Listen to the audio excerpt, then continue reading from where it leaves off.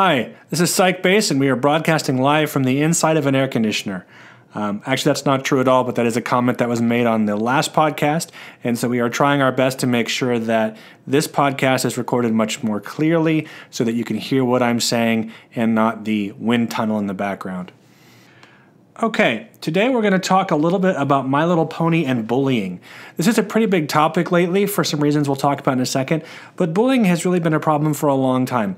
Basically, probably since the beginning of time, bigger kids or bigger adults are going to beat up on smaller kids or smaller adults, and this happens in ways that are not just about physical size. It has to do with intelligence, has to do with purchasing power or money, has to do with if somebody's cleverer than somebody else and can make somebody feel bad. People use those skills to make somebody else feel bad.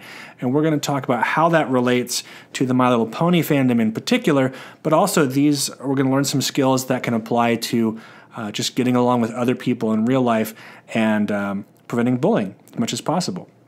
So we're going to look mainly at the Babseed episode for obvious reasons. She is the perfect example here because she was a bully and a victim at the same time, and this is a great example, which we're going to see a little further down the road. Okay. This episode is going to be dedicated to Michael Bronies. He was a young boy who was bullied at school for being a brony, basically. He eventually hanged himself and cut off the flow of oxygen to his brain, which was damaged, and now he's apparently in a locked-in state. This happened about a year ago, and he's still trying his best to recover, and his family and the brony community in particular have come together to try to make things better for him as much as possible. There's a lot of ways to donate for that family, so please go and try to help this family as much as possible. Unfortunately, Michael is not the only brony to have been harmed by other people. We have an example here on the next slide of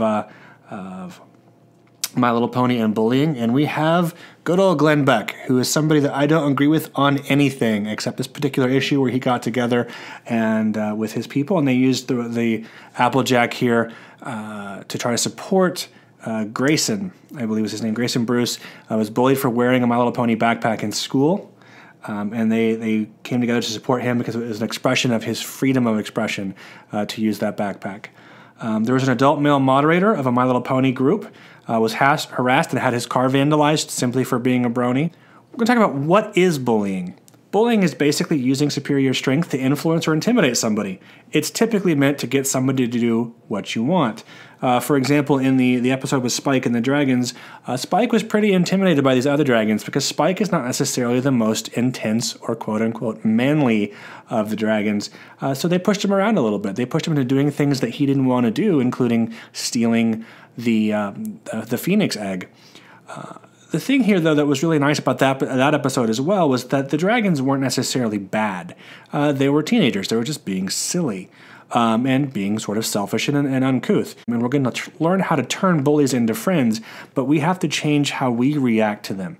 This is a really big point because most of us think that the world would be perfect if only the bullies were nice to us, if only other people respected us. And that's true, except it's just never going to happen. We don't have control over other people. We do, however, have control of ourselves. This is a really kind of important point because this allows us to influence everything around us as long as we own responsibility for that. It's kind of like if you've ever touched a spider web. If you touch one point on that web, it's sticky, so then it sticks to you, and then the whole web moves around you if you move your finger. So if you change any point on that web of connections, so to speak, everything has to change around it. So if you change, everybody has to change around you. It may be good, it may be bad, but it's definitely going to be different. This actually gives you a lot of power. We're going to look at our role in the bullying process. The big thing here is that if you get upset by words, by being teased, it will absolutely make you a target for victimization because honestly, it is fun for a lot of people to piss you off, to make you mad, to make you feel like that they're somehow better than you. It makes them feel good, so they're going to continue to do it. But we can learn how to handle our own problems. We can learn how to deal with it directly. One of the things that comes up in schools a lot is that teachers will tell kids, well, if you're bullied, immediately report it to the authorities. Tell a teacher. And this is actually a really bad idea unless the bullying is violent or extreme or out of control. And let me tell you why. One of the things that I do as a hobby is I play in a band. I play bass in a band. And we used to practice in my garage. And occasionally the drums would get too loud or the bass would get too loud, and people would come over and say, hey, you're being a little bit too loud. Would you mind turning it down? No problem. No problem at all. We turned everything down, got along with our neighbors just fine. Sometimes they'd stay to listen to a song or two, and we'd give them a beer, and everything was fine. However, one day we had some new neighbors who didn't even try that. They just called the police. And the police showed up, and the police were very nice, but it made me really dislike those neighbors because they didn't even try to work it out with me. They just immediately went to the authorities, and I never really became friends with those neighbors again. Just didn't want to have anything to do with them. And vice versa, they probably didn't want to have anything to do with me. We both lost the opportunity to have a better relationship than we did because we immediately went to the authorities. If you can learn how to handle your anger, anger, but also the bullying yourself, then you have a much better chance of succeeding in life versus relying on somebody else to do it for you. Now, I want to be clear here that if somebody is physically threatening you or sexually threatening you, you definitely should report that to the police because that's illegal behavior. That's not okay. If somebody is being a jerk, that's not illegal behavior, and you can handle that on your own. You can try to direct it with them, or you can cut them out of your life. You can turn the computer off. You can block them on Facebook. You can talk to their parents. You can talk to their spouse and say, I don't like how this person is treating me. Can we do something about it? There's a big rule that we're going to talk about here, and this is not my rule. This is a rule that comes from a different person, which we'll talk about in a little bit. So I can't take credit for this. But this rule is that whenever you are angry, you feel like a victim, but you look like an abuser. And we're going to talk a lot about Fluttershy in this particular section. Fluttershy is a doormat. She's a lovable doormat. She is always up there for best pony, but she's amazing in a lot of ways. But she really is a doormat. She lets people walk all over her. She feels like a victim at all times. But when you push her far enough, like in the Best Night Ever episode, or To the Gala, I can't remember the name of the title, but she gets pushed far enough where she just loses it, and she just attacks everything and everyone. In the episodes where she becomes Flutterbitch, where she's grayed out by Discord, and is just not a very nice person, she is pushed far enough that she stops being a victim and becomes really an abuser. And she's a wonderful example of how that process occurs. This happens in bullies all the time. For example, if they're not respected at home, if they're mistreated or abused at home, if they're not doing very well in school and they don't feel very smart, they feel like life is treating them badly, and so they attack somebody else in order to make themselves feel better. This is really important because it gives you an ability to connect with them at that deeper level. If you see them as hurting, you can say, hey man, it looks like you're hurting too. Let's talk about this. Let's go out and have a drink or something, and maybe we can figure this out together, which short-circuits the whole bullying process. At that point, you may have a friend out of the deal. There's a story on Facebook, and I don't know how true it is, but about a kid who was getting bullied at school, and he started holding the door open for people, and it changed everything. And I could see how that would absolutely be true, because if you do nice things for people, even people you don't like, or especially people you don't like, people are going to notice that, and they're going to start responding to that. And that's what I mean about you can't change other people, but you can change you, and they're going to change in response to you. We're going to talk a little bit about trolling, and obviously we have the king of trolls here, Discord.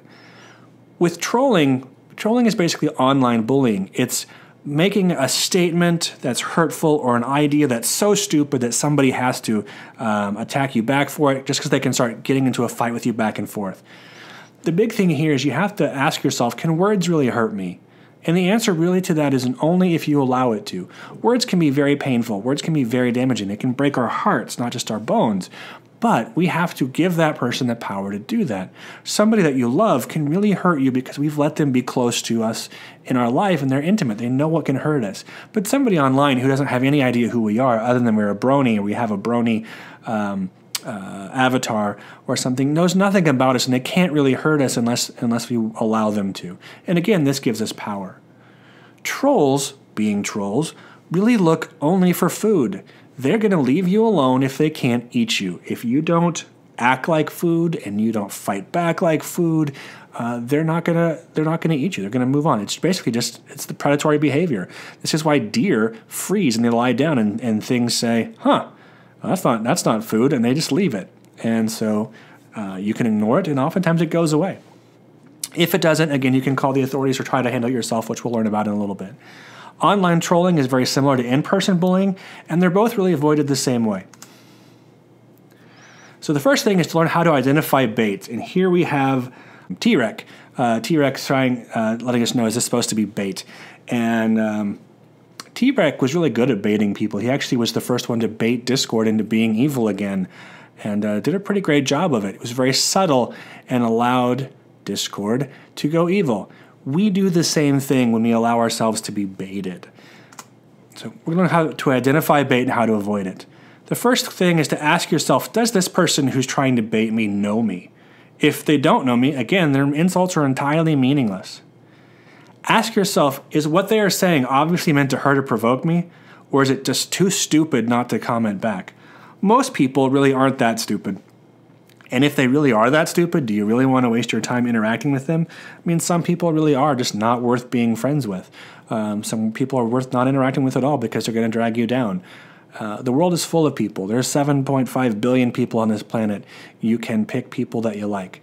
I don't know if this statistic is true. It's on the side of a Chipotle bag that you're only going to like 7 out of 500 people, and you're going to run into a lot of people. So that's a pretty small amount that you're going to like the people that you like, and a lot of people you don't like to just be them too, because they're going to go look for somebody that they like. The best thing that you can do to ignore bait is just ignore it and move on, just like fish. If a fish ignores a baited hook and doesn't bite at it, they're never caught, and you can do the same exact thing. This is probably the single most intelligent thing I've ever seen on the internet. I wish I knew who this guy was, so if you know who he is, please tell me in the comments. But basically he's saying that complaining on the internet is stupid. It's like you're walking and you see a big piece of shit on the sidewalk, and instead of avoiding this massive piece of feces, you jump in and start rolling around screaming, "This smells like shit, I don't like it, it's horrible, I don't like it." So the next time you see something that you don't like, just ignore it. Just walk past it. So, we're going to talk about dealing with trolling. The internet is text-based communication unless you're using Vine or Facebook. So we lose the tone of voice and visual communication in that. The important thing here is that sometimes somebody who looks like they're trolling you might just be stressed out or sarcastic. They might not speak English very well.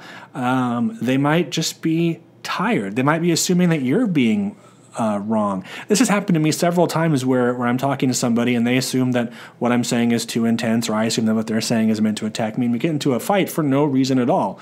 And we eventually work it out because we realize that we were both assuming too much. The thing that you can do here to stop that is to assume that the other person is acting in good faith. That if they say something that hurts you, did they mean to do that? Maybe they didn't know that that was going to offend me. And so you can always ask them about it and try to be clear yourself. Keep your sense of humor. These people are just words. They cannot hurt you, especially through the internet. You can turn them off, you can block them, you can shut it down, and realize that they're just people, just like you. You have a right to like what you like. They have a right to not like what you like. That's okay too. So here we have a troll drinking brony tears, and we're going to learn how to deal with this person. The first step is to compliment the troll in a humorous but not mean way. This may get them on your side. You can say, "Hey man, I really liked what you said when you were talking about how you think that bronies are weak. I think that's a good expression of that. Tell me what makes you think that they're weak." And so that you compliment them, which kind of disarms them, and then you can continue an actual conversation with them sometimes. Ask them politely and privately one time to not bother you. If a person is really acting in good faith and they realize that they've hurt you, they're going to stop. If they don't stop after you've asked them privately, then they're just trying to troll you, and at that point you either leave or report them or block them because they're just trying to be intentionally a jerk at that point. Ignore them if they continue to bother you. Just simply delete their post without fanfare. If you say something about it, if you try to argue with them, or you try to quote-unquote educate them about being a good person, they've hooked you. You've taken that bait, and they've got what they want, which is just to make you feel bad. The interesting thing here is that basically a troll is trying to hijack your brain for a while and make you think what they want you to think. If you're at home and you're having a good dinner and you look on your phone and somebody says something horrible and you attack it, you are now thinking what that person wants you to think. They've won already. They've hijacked your brain. So if necessary, report them to a moderator, and remembering that arguing and anger, even if you're quote-unquote right or in the right, are still the troll's favorite food, and you're just going to lose that argument no matter what if you even start it. We're going to take a look here at some good ideas and bad ideas in the brony community. And I apologize for putting people's names up here. I tried to block out the people's names who were making the initial comment, and I'll see what I can do about blocking out the rest of them. But here we have somebody saying that someone makes fun of me for being a brony, and I give him an evil glare and say, "Bitch, I will HMO1 you." I had to look that up. Apparently it's Pokemon speak for "I will cut you." And they're trying to think if that's a good idea or not. And people below that are saying, what happened to people standing up for what they believe in? It's pussies like you that are reasons that bronies and furries everywhere get picked on for being harassed for who they are. I actually do something when I see a fellow or furry or brony getting harassed. If more people did that, then maybe we wouldn't get harassed so much, and our fandom wouldn't be considered a fucking joke. Remember going back to the beginning that when you feel like a victim and you act angrily, you look like an abuser. This person looks angry, and they're going to continue creating enemies of the fandoms that this person is defending. And that may be his idea or not, but I think there's probably a better way to handle it. The person above that says, fight who and why? These people are trolls looking for a response, and you're giving them one. What happened to Harmony? And then somebody else seconds that. And I agree with that too. We don't have to fight with somebody to try to make them feel better. And we're going to see in the next section, which is a role play, how defending yourself actually makes you look worse, and how you can defend yourself by subtly not defending yourself. It's a very sneaky tactic. It works really well, and we'll talk about how to do that. We have a more mature response at this next one. So recently I've seen posts pop up with bronies talking about how they handle being belittled or being bullied. It saddens me when they pick violence over peace because it influences how people view our fandom. That's huge because how we respond to things absolutely influences how people see the entire fandom. Every time that you do something online, you are an ambassador for the brony fandom. You've got to take responsibility for, am I presenting this well and accurately, or am I presenting it poorly? This doesn't mean don't be yourself. It means that there are better and worse ways of saying what you want to say, which we'll talk about in a little bit. So here's how this person deals with various forms of hate. A random person calls him a faggot for watching My Little Pony. Oh, I'm sorry, sir. Would you like me to put on Family Guy so you can waste your brain cells on?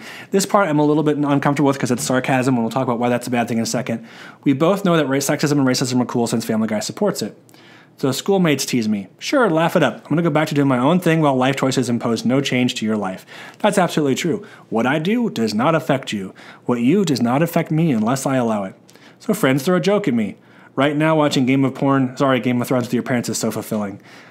Close friends, don't tell me that you don't like childish things. We all like childish things in some way, whether it's the kind of music we listen to, whether it's these are quote-unquote guilty pleasures. Somebody who listens to pop music might be a guilty pleasure. Somebody who there's a lot of people who read books that are for teenagers now. Harry Potter, the Hunger Games trilogy, Divergent, all of those things really are meant for kids.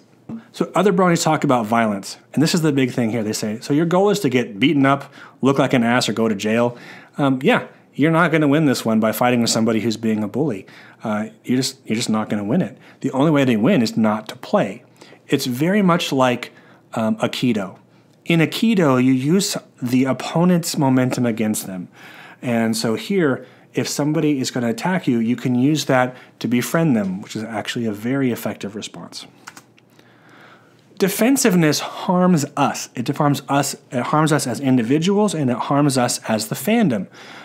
The people I'm going to talk about here are all good people. I'm not going to attack any one of them. In fact, I actually talked to Dusty Cat in person about whether I could use this as an example, and he was very gracious to me about saying that I could use it. Purple Tinker threatened lawsuits against people that she didn't agree with and how they were hurting her, did not make the fandom look very good, and unfortunately Purple Tinker is sort of seen on the outside of the brony community. Mando Pony, who I really like and who just got engaged, so congratulations to Mando Pony. I think he's a very good person. He's a very good musician. Somebody on the internet joked that he was a pedophile because he was friends with Michelle Krieber. And it sort of caught on as being a horrible joke, mainly because Mando Pony reacted with horror and disgust to this and got very defensive about it, as anybody really would. It's an awful accusation.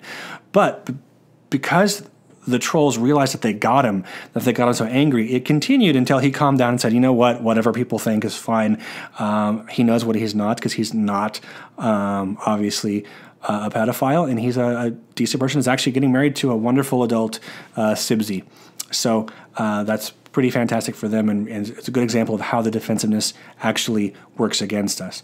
When Dusty Cat thumped a kid in the chest for a spaghetti joke, even though the kids were being rude, and the kids were being very rude to Dusty, he didn't deserve that at all. But because he's so much bigger than them and he responded physically, it made him look for a very short time like a quote-unquote bad guy, which he's really not. He's a very sweet guy. He's a very good guy.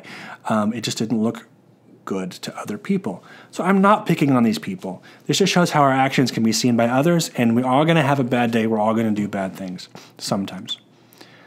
So we're going to talk about here about are bronies victims? And a lot of people, when you talk to them at conventions, say, yeah, bronies have been victimized. But I don't think that's actually true.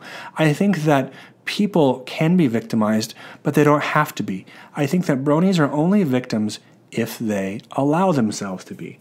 So here we have Fluttershy saying, hater's going to hate, pony's going to pwn, and she's absolutely right. So we're going to look at the characteristics of victims now. Again, these ideas are not mine. This comes from a man by the name of Israel Kalman. He is a social worker. He has a wonderful series of books on bullying, and the upcoming role play actually comes from him. So if you like the information I'm putting out here, please go buy his book. Go check out his website, which is bullies2buddies.com, I believe, and some really good stuff on there, both for adults and for kids. And we're going to talk about some of that, but he has a lot more to offer there. So again, we're going to use Fluttershy because she is the quote-unquote victim of the show. She is weak and helpless, and she appreciates your understanding. We all know that Fluttershy is not weak and helpless, but she sometimes comes across that way. Acute victims and chronic victims. Acute victims are somebody has hurt me one time. Somebody's being a jerk to me. And then that is truly that other person's fault. They're being a jerk to me. But if somebody finds themselves getting victimized over and over and over again, we need to ask ourselves, am I doing something to bring on this kind of abuse? Now, this doesn't mean that the other people are not at fault, because they're 100% responsible for being jerks to you. But also, we need to be responsible for ourselves for stepping up and presenting ourselves in a different kind of way. We're responsible for directing the course of our own life. So let's talk about the characteristics of chronic victims.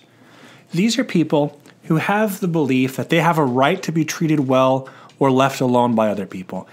The truth is, it would be nice if those things happen, but we're not guaranteed a life free from molestation by other people. And I don't mean sexually molested, but just being bothered by other people. People who are chronic victims believe that they have a right to be made happy by the universe. And no, we are guaranteed in the Constitution, the U.S. Constitution, the right to pursue happiness. We have to work for it. We have to try to find it. But we can't just be handed to it, because that will never happen. We have to go look for it. They have the belief that life is supposed to be fair. I'm sorry, but it's not. There are going to be people who are smarter than you, better looking than you, people who are not as good looking as you, people who are dumber than you, people who are richer than you, people who are poorer than you. It's not going to be fair. That doesn't give us the right to take advantage of other people, and it doesn't give them the right to take advantage of us, but we have to defend that. People who are victims believe that people are mean to me and it's not my fault. I am the victim here. It's their fault. They believe it's hard to trust people because I can never know when they're going to hurt me again, so they don't trust people, and they don't build trust with people. They don't make friends that well. They believe that victims are good and bullies are evil. This is a dichotomous thinking, black and white thinking. It's a thinking error, to use the term in cognitive psychology. It's It's incorrect. There's shades of gray. Not all victims are all good or all bad, and not all bullies are 100% evil. Every person on the planet has good things about them and bad things about them, myself included. I've done wonderful things to people, and I've done terrible things to people, and I try to do more wonderful things than terrible things. Victims believe that because I'm a victim, I'm entitled to special treatment, that the world owes me something. This breeds anger and resentment and frustration and is simply inaccurate. They believe that people who abuse me deserve to get punished, that they deserve whatever happens to them. If I get revenge on them, whatever I do to them is their fault. And this is really important when it comes to things like terrorism. People who go shoot up their school because they've been abused by other people. There's the guy out in California who said that women should believe that he's a god and treat him as such, but they didn't, so he went out and shot a bunch of them. This is how victims are actually problematic. Victims need to be stopped. So we need to help ourselves not be victims, and we need to help other victims not be victims. I'm going to look at bronies as victims here. We, both humans and ponies, teach other people how to treat us. We teach them whether we're worthy of respect or whether we can be a doormat. We teach them how they're going to treat us and what boundaries we are okay with and what we are not okay with. If someone attacks us once, it's their fault. If we find ourselves being victimized repeatedly, we need to look at the strong possibility that we are doing something to invite that abuse. And this is not, again, blaming the victim. It's taking responsibility for our own lives. We're going to look at victim blaming here. Blaming the victim is an actual real problem. This happens when it comes to things like rape. If you blame a woman for wearing a dress that's too short, or you blame a woman for being out too late, that's obviously blaming the victim. That's not okay. She didn't do anything to ask for being raped. That can never happen. It's 100% the racist's fault. But as a person, we can be smart in the things that we do and the things that we don't do. We can make sure that we have a buddy system. Now, it's not fair that people should have to do that, but it's also, again, life is not fair. So we need to take responsibility for our own life and our own safety, and we need to make sure that we don't blame people for being hurt. People who are abused or believe that they are abused lash out and harm other people. Again, this is Columbine, the California shooter, terrorists. We need to help the world by helping yourself and other people not to be victims. It's true that people really should be nicer to other people, but we also need to take responsibility for improving our own lives. This can be seen in this next picture, the picture of Luna and Nightmare Moon here. I really love the art in this picture. The art's fantastic, so I'm not attacking the art in this picture at all. What I am kind of attacking is the rather immature idea behind it, where it says, "Why should I apologize for the monster I've become? No one ever apologized for making me this way." That is exactly how a victim becomes a monster. They say, well, I'm not responsible for being hurt, therefore I'm not responsible for hurting you. And this happened when Luna felt betrayed and disrespected by the ponies and her sister, and so she attacked her sister, including trying to kill her, and was eventually banished because of it, because she was feeling like a victim and she became a true monster. Now we're going to talk a little bit about how to diffuse hate. I had to use this picture of Pinkie Pie here because she's not angry very often, but when she is, she's pretty scary. The first step to diffusing hate when it comes to dealing with people who don't like bronies, the first thing is to really just admit that it's weird. This is a huge first step. That's oftentimes all they want to hear. Just admitting that we watch pink pastel ponies is weird. It takes the power away from the other person. That's all they want to hear. And then it allows for the real conversation to begin. For example, if someone says, "Man, you watch that pony show, that's weird." Yeah, it's really weird. I'm a 37-year-old doctor and I watch this show. But doesn't that kind of make you curious about why a 37-year-old doctor might want to watch that?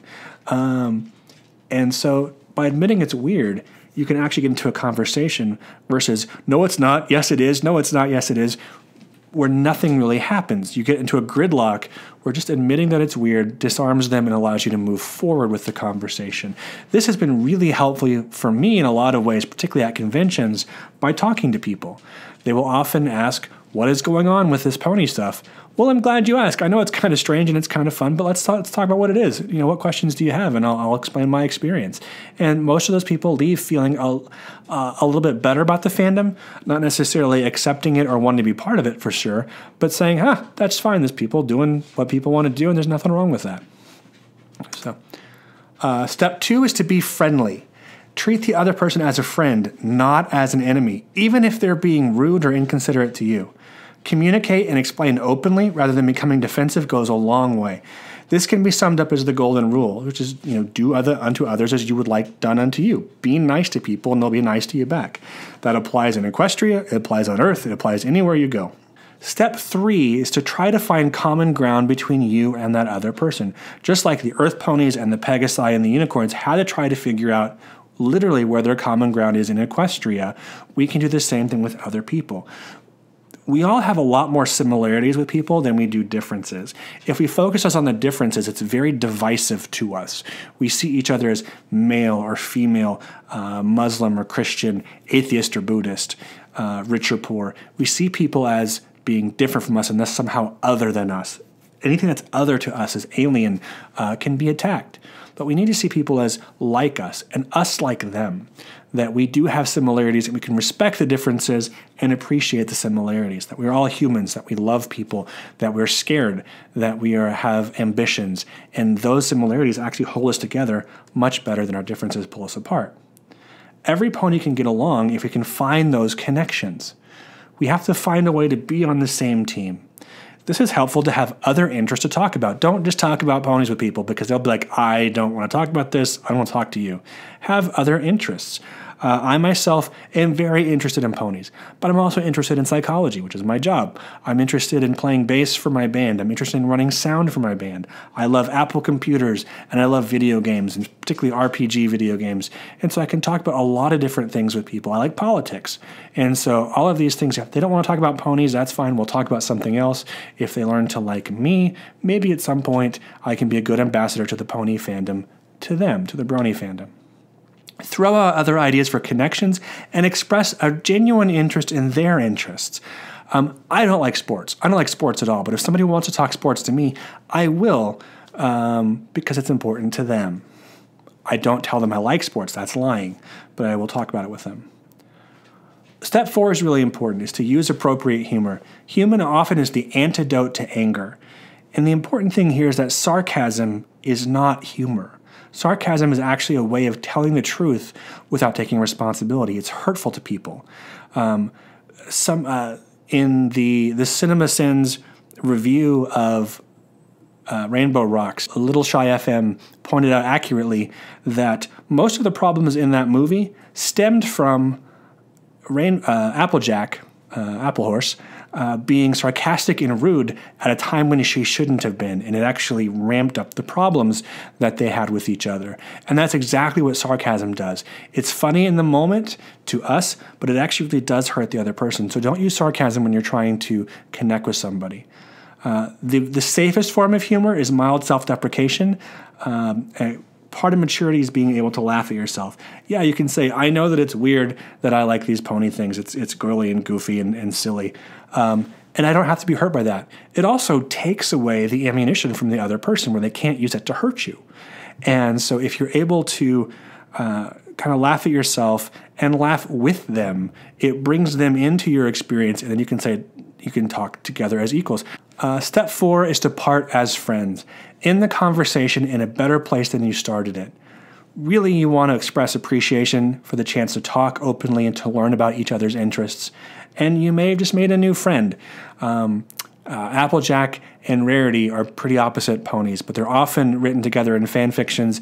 Some of the best comics are about them because they're so unlikely, because they're so different, but they come together and they actually are good friends, and it's fun to see different people come together. So that is our discussion really on bullying and how to avoid some of the bullying.